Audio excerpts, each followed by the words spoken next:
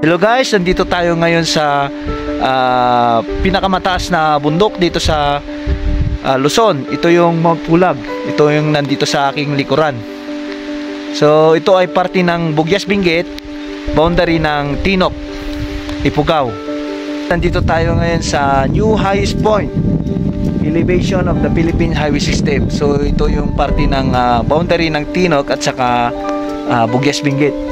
So ito yung pinakamataas na highway dito sa buong Pilipinas.